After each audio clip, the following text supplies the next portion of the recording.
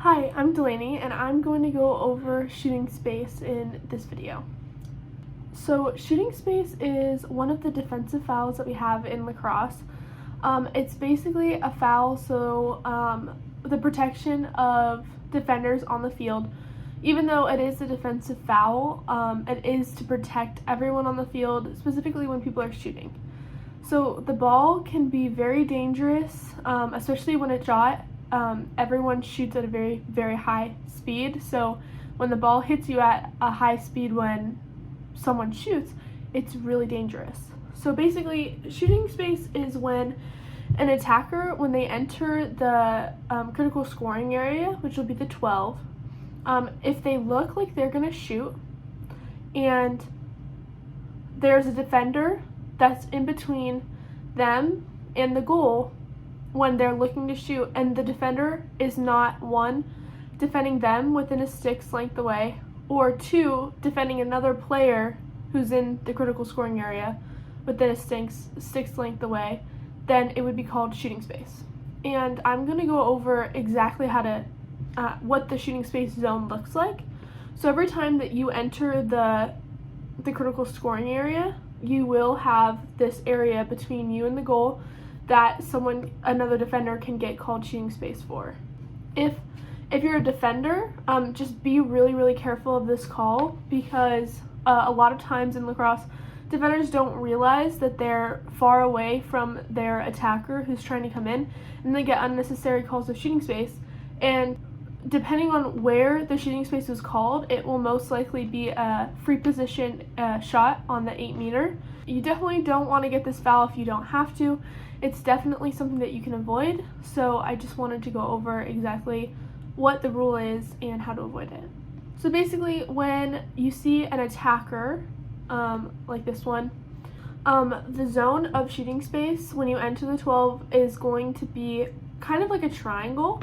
So it's not actually from the goal, it is actually from the crease. So the first point is going to be between the right crease, or it's going to be where the right side of the crease and the goal line extended meet, and the left side of the crease and the goal line extended meet. So that's 2 points.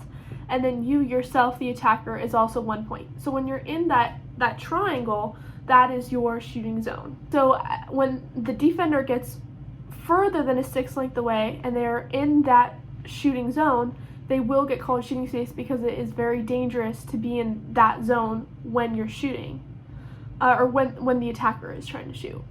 And then now a defender can be in that zone without getting the shooting space called, as long as they're defending that attacker within a stick's length away.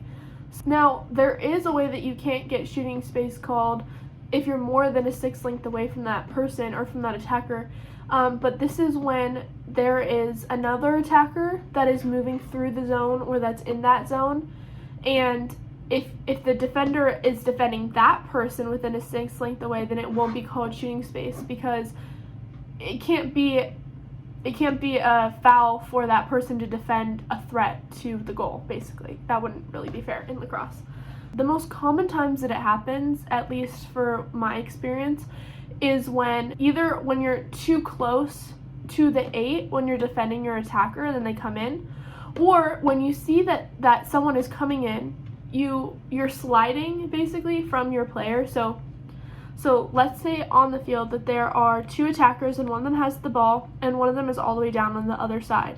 Now, if this person beats their defender and they're now going to the goal, you can't step into their lane, especially if you're more than a stick's length away. You can't step into their lane, or else that'll be called a shooting space call. So what you want to do to avoid that is you want to come at them at an angle, at the side angle, make a little bit of a C so that you're not in, but you can get to that player without stepping into their zone. Especially for what I've seen is that a lot of times defenders, they think, uh-oh, this person is coming in to shoot, I have to go defend them. They leave their defender, or they leave their player, the attacker, they turn around and they're stuck in that zone, and then that's when the shooting space call is going to be called. This triangle, actually, it's not going to look the same all throughout the field. Basically, it's just warped. So the 2 points will always be at each crease when it intersects with the goal line extended. But the point on top is going to change wherever the attacker is.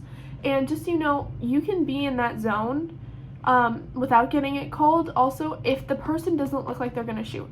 If they are not looking like they're going to shoot, they look like they're going to pass, they're not doing anything, they're not actually looking like they're a threat, that's not going to be called shooting space. But you definitely don't want to be caught in that zone, because that person within like a second can now pretend like they're going to take a shot, and then it'll be called shooting space. Also, this doesn't apply outside of the critical scoring area. If the player is outside of the 12, then there won't be called shooting space, because that's not technically the critical scoring area. Shooting space is definitely a call that you don't want to get if you're a defender. You want to be very, very careful of that, because it could give away free shots, and you just don't want that happening. I hope this explains to you guys a little bit more about shooting space. It is a very, very complicated rule in lacrosse, so just know that you might take a lot of time to get used to it and to know exactly how it works, but when you're in a game, you'll get to see the gist of it, basically.